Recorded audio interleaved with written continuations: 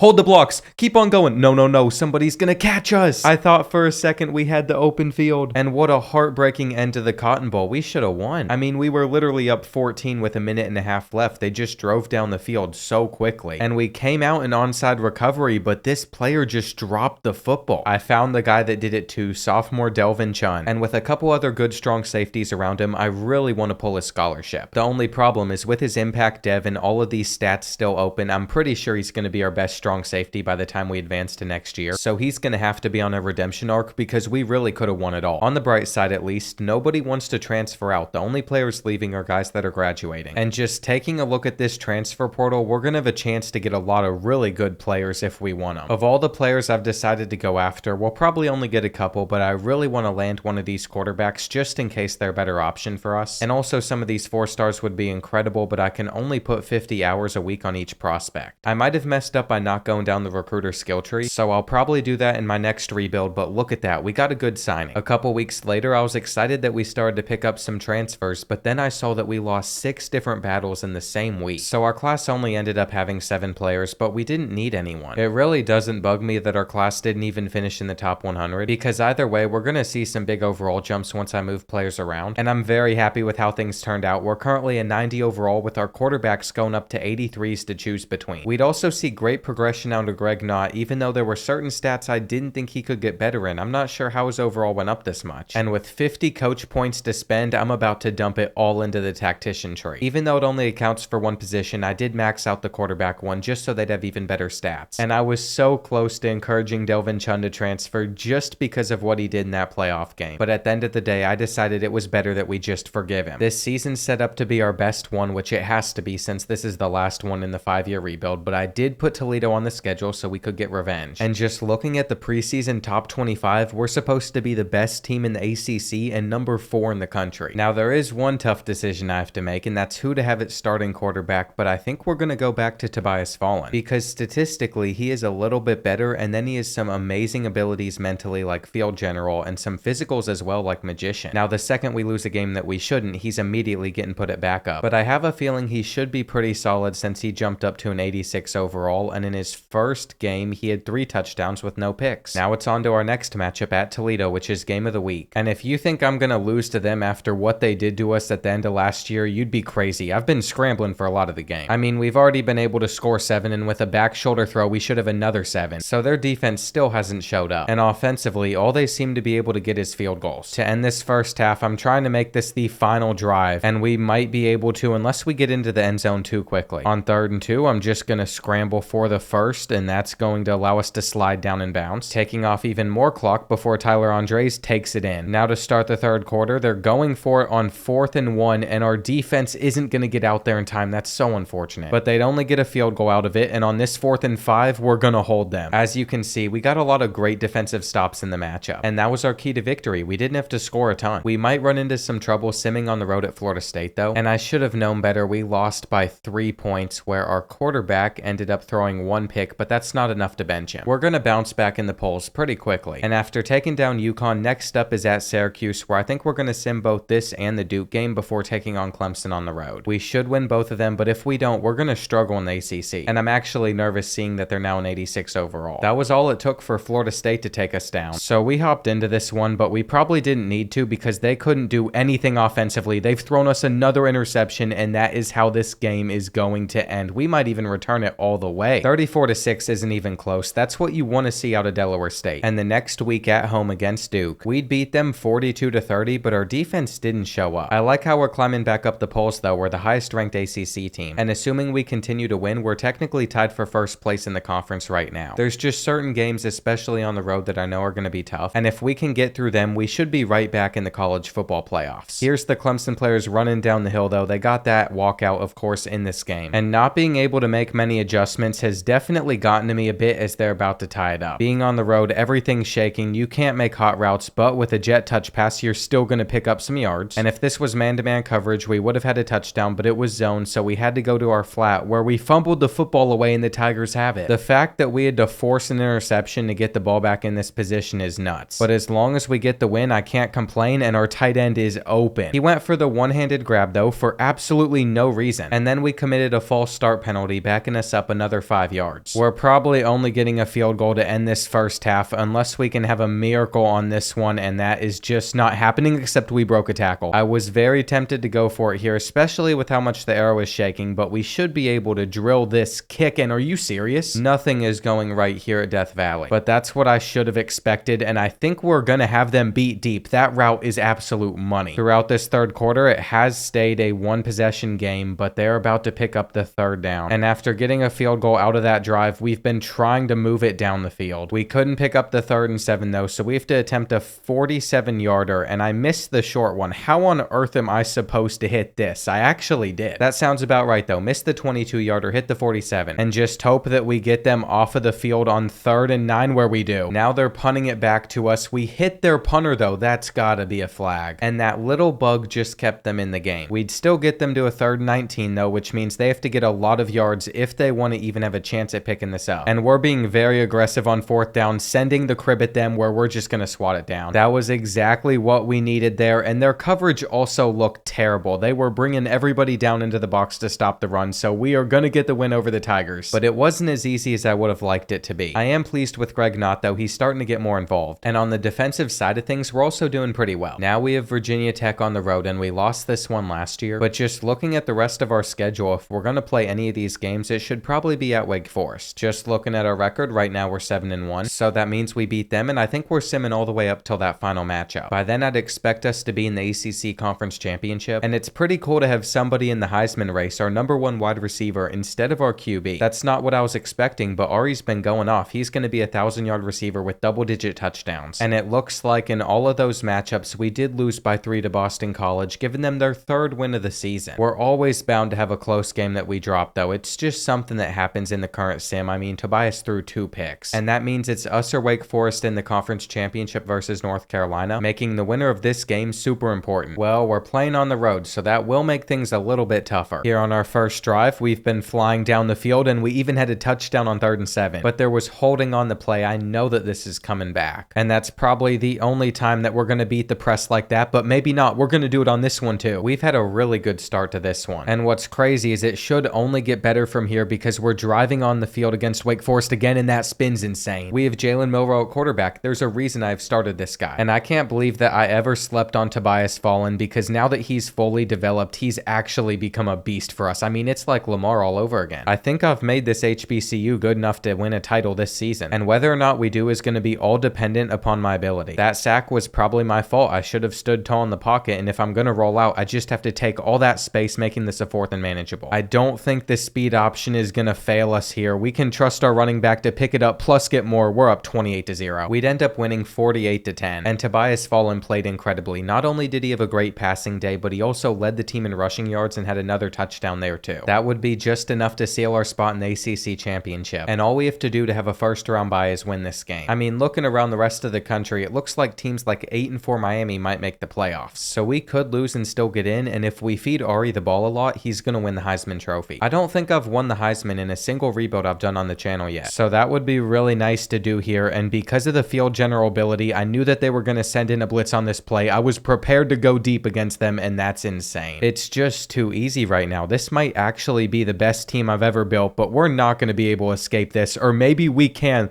Look at this play from our quarterback, a first down. Tobias Fallen is actually him. He can then put this ball in the perfect spot, and we're just going to keep on driving it down the field versus the Tar Heels. After messing up that read, it is 4th and 3, but they're never going to guard the drag underneath if they're also guarding everything else. And these fade routes are starting to become my favorite thing to take. If they guard them though, we'll just take our hitch and get all the extra yards right here. I'm still only using the spin move pretty much. I mean, it's my favorite thing, but the halfback angle route just got boxed, and I threw a pick 6. Wonderful. I always find a way to blow the games. Never mind, we're gonna hawk them down like DK Metcalf, and please just make the tackle someone. That could have given them a real good chance to get back in this game, but it didn't because we're just good offensively. And I think we might actually have a Heisman winner on our hands. I mean, they've just struggled to guard him, and we're running out the clock here at the end of the game. But a couple penalties are gonna stop us from doing it. So now I want to try to get Ari one more touchdown, but they've locked up pretty well, and we made an amazing throw. All right, all we have to do is have him take in this jet touch pass, which he is able to. And Delaware State's won another ACC championship. It was a long journey for Tobias Fallen to get here, but going into the playoffs, I feel so comfortable using him. And if Ari won Player of the Week, he better have the Heisman Trophy. Well, he's won Player of the Year, but that's not the Heisman. And there it is. With 19 touchdowns, he has taken it home. He's also going to win the Blitnikoff. And going into the playoffs, we're the #1 team, where Toledo's also made it again. I also think it's hilarious that UNLV isn't ranked, but because they're a top 5 highest ranked conference champion, they had to get a spot. Sometimes things play out weird, but Tobias Fallen's stats were really solid. And with us throwing the ball that much, Tyler Andres was never going to put up anything crazy number-wise, where all of those targets went to receivers instead. It looks like our quarterfinal matchup's going to be against Miami, and just the fact that we have a chance to win it all in Season 5 is enough to make me happy. Compared to the Hurricanes, we are slightly better, but not by much, and they have gotten the home field advantage even though it's on a neutral site. I really don't like playing at Hard Rock Stadium though in this game, just because the shadows make it look terrible. And I'm all for realistic stuff like this in a game, but whenever it's hard to see the field, just don't include it. I mean, you can't even see part of the right side of the field on the first play of the game. We're gonna get the interception and take it in, and I have never had something like that happen before. It always happens to me. That is actually the craziest start that we could have had, even if they responded back with a touchdown of their own very shortly after. I mean, we're getting a breakaway play too. So this is set to be a classic, but we're going over to the left side of the field where you can barely see anything. Maybe that's what caused the turnover in the first place though, and we should be appreciating it more than we are right now. We're trucking our way into the end zone. And if you thought Fallen was going to be stopped short, you would be mistaken. Tobias Fallen has been on one so far today, and I'm even going to roll out and just take our check down to the drag, which would lead to another touchdown. It is currently 21-7, and I don't see it getting any better for the Hurricanes. I mean, I am starting to get a little bit better at this game too, but our roster is actually crazy. And I'm going to try to thread the needle on 3rd down for our 4th touchdown of the day, where we make the catch. I don't think I've ever had a roster this good. I mean, Greg Knott's amazing. And our defense has also been incredible. This play was probably one of my favorites I've ever had. We do have to be careful though not to blow it. I mean, we're not guaranteed to win this one yet. And apparently we were stopped short for a 4th and inches that we're easily getting. Unfortunately though, a few plays later, they'd hold us to a field goal, and I shanked it. It didn't have a chance. So Miami drove all the way down the field, and if they get in on this play, it is going to be a 1-possession game. I know that I've been prone to choking before, but I'm not going to let that happen here, where all we need is 1 more yard to pick up the 1st down and we get it. Even if they burn through all 3 of their timeouts, we're already in field goal range, so we should be fine. And the only thing I can't do is throw an interception now that we're down in this spot. It would be cool to get 7 though, and we still could, except they played the jet touch pass perfectly, which means all we have to do is just drill this right here, and you've got to be kidding. Don't worry though, boys, that it's all going to come down to 1 Hail Mary. Assuming that this doesn't reach the end zone, which it doesn't, we are getting the win.